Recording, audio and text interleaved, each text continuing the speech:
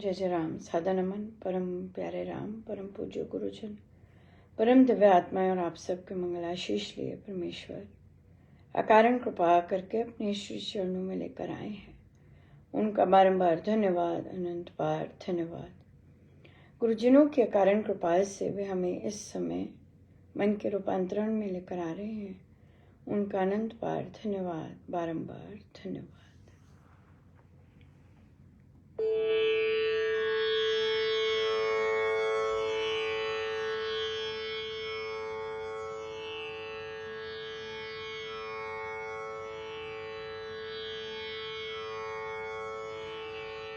श्री राम श्री राम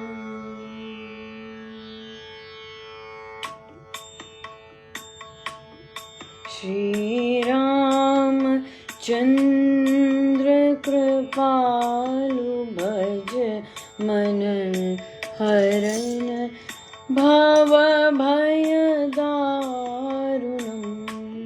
श्री रामचंद्र कृपालु भज मन हरण भव भय दारुणम्।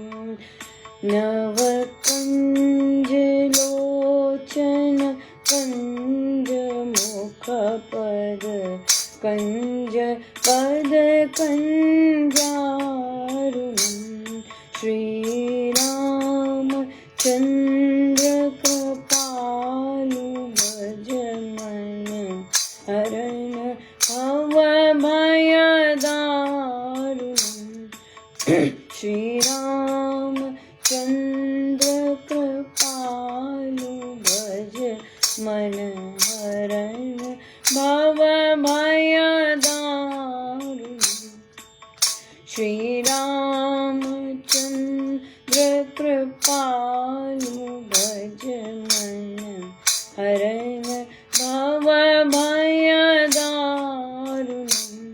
नव कंज लोचन कंज मुख पद कंज पद कंजारुणम्। श्री राम चंद्र कृपालु भज मन हरण भव भय दारुणम्।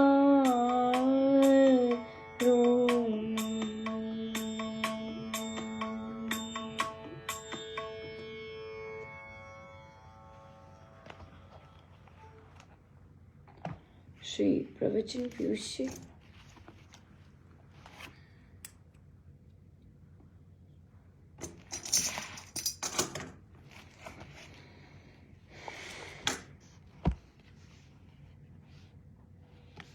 पृष्ठ 236। मुझे कहना यह है कि सीखने योग्य को अपना लेना चाहिए। अब स्वाध्याय करते हुए जो धर्म के अनुकूल होता है उसको अपना लेना चाहिए। अंग्रेजी के ग्रंथों में आया है, ये बड़ा ऊंचा पद है। वर्क इज वर्शिप, काम को ही पूजा समझना। यह हमारी 5000 वर्ष पुरानी युक्ति है। 4 वर्णों के कर्तव्य यदि उन्हें व्यक्ति ठीक ठाक पालन करे तो इस प्रकार अपने कर्तव्य पालन से व्यक्ति भगवान को प्राप्त होता है। अपने कर्मों से उस सर्वशक्तिमान को पूज कर लोग भगवान को पाते हैं। ये कितना उदार विचार है कि मनुष्य श्री राम नाम का पूजन भली भांति कर्तव्य पालन से करे। मुझे कहना यह है कि स्वाध्याय से बोध होता है, परंतु सद्ग्रंथों का पाठ ही अपनाना चाहिए। उससे सात्विक वृत्तियां जगती हैं, ज्ञान होता है कर्म का, धर्म का, और ये भी कि धर्म का क्या स्वरूप है। अच्छे मनुष्य बहुत कम मिलते हैं, पर ऊंची कोटि के पुरुष ग्रंथ लिख गए हैं। ऐसे ग्रंथों के पाठ से उच्च वृत्ति बनती है। दान, दमन और स्वाध्याय का वर्णन आज किया गया है। अगली बात कल वर्णन करूंगा। स्वाध्याय करना दैवी संपत्ति का चिन्ह है। लेकिन स्वाध्याय और मात्र रटन, मात्र पढ़ लिया, मात्र रट लिया, मात्र ये पता लग गया कि किसमें क्या चीज़ है, वर्णन क्या किन चीज़ों का है, वो नहीं होता स्वाध्याय। स्वाध्याय होता है कि जो भी एक लाइन भी पढ़ी उसे उतारना। महाराज सिखाते हैं कि जीवन में उतारना, वही स्वाध्याय है। या बहुत प्रश्न आया कि स्वामी जी महाराज ने कुछ दिन पहले लिखा था कि सुमति दान देना, इसका क्या मतलब हुआ। देखिए, सुमति दान देना किसी को ये बताना कि कर्म, जैसे महाराज स्वाध्याय करने में महाराज बताते सुमति दान देते हैं।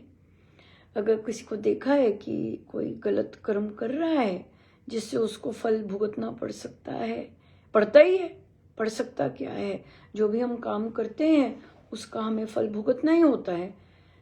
अगर वो निष्काम करते हैं तब जाके फल नहीं आता, फल की जो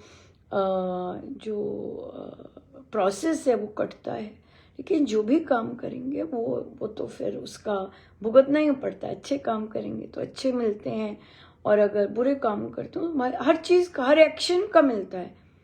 इतना बारीक होता है कि आपने टेढ़ी आंख की है बाहर से और अंदर से भी आपने करके किया है तो सब मिलता है, हर चीज़ का मिलता है तभी। और हर चीज़ का तो हम नहीं ध्यान दे सकते, तभी फिर हम निष्काम भाव पे जाते हैं कि हर कार्य, जैसे आज महाराज ने कहा कि हमारा पूजन बन जाए, हर कारण पवित्र रूप से हो, हर कारण शुद्ध भाव से हो, हर कारण प्रभु के लिए हो। जब हर कार्य प्रभु के लिए होता है तो फिर वो पूजन बनता है। जैसे बहुत सारे सारे लोग ही काम करने में लगे हुए, सब लोग अपने कर्तव्य निभा रहे हैं, लेकिन जरूरी नहीं कि वो सभी के सभी परमेश्वर के अर्पण करें। लेकिन अगर हम हर कार्य जो भी काम करते हैं परमेश्वर के अर्पण करते हैं और ये समझ आती है कि प्रभु आपने ही सिखाया, आप ही करवा रहे हैं, सो आपके श्री चरणों में समर्पण, तो फिर बात बनती है, तब बनता है वर्क इज वर्कशिप। लेकिन तब नहीं, उसके बिना नहीं बनता। आप कर रहे हैं, आप कहते हैं मैंने अपने परिवार के लिए तो किया, वो वर्क इज वर्शिप नहीं बनती। वर्क इज वर्शिप तब बनती है जब हम हर कार्य प्रभु के अर्पण करते हैं और प्रभु के ही श्री चरणों में समर्पण करते हैं सब चीज़। तो सुमति दान देना ये चीज़ है कि किसी को बताना कि भी अरे नहीं ये गलत कर्म है, ऐसे मत कीजिएगा, अरे नहीं ऐसे करने से तो गड़बड़ हो जाएगी, या फिर ऐसे कर्म कीजिएगा। सो कर्मों के बारे में, सही राह पे चलने के बारे में बताना, तो ये सुमति दान देना होता है। ये दान देते हैं, अगर निष्काम भाव से दें तो ये दान होता है।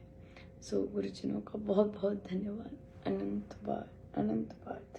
जय जय राम।